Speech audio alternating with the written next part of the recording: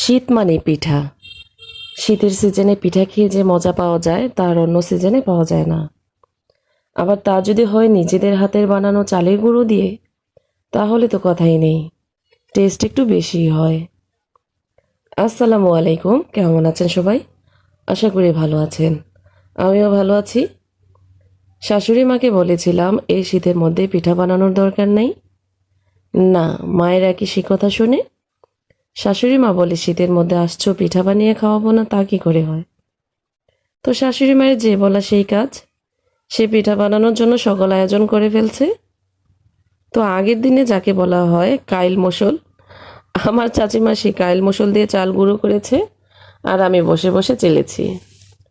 আমার শ্বশুর আব্বা বাজার থেকে নারিকেল আর খেজুর গুড় নিয়ে এসেছিল। নারিকেলটা ভেঙে কুড়িয়ে নিয়েছিলাম আর খেজুর গুড়ের গুড়টাও কেটে নিয়েছি।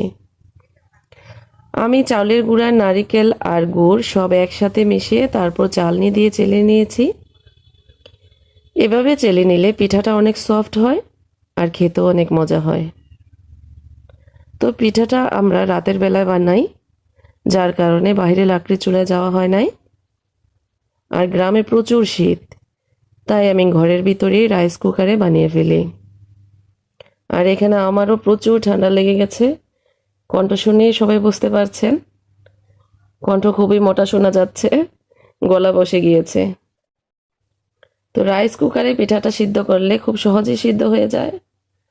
আর আমি এখানে ছোট করে না বানিয়ে বিশাল আকারের পিঠা বানিয়ে নিয়েছি বড় করে, যেন এটা কেটে কেটে খাওয়া যায়। আর আমার ছেলেমেয়েরা এবার পিঠাটা একটু কেটে খেতেই খুবই পছন্দ করে। তারা কেকের মধ্যে কেটে কেটে দিলে তারা খুব খুশি হয়।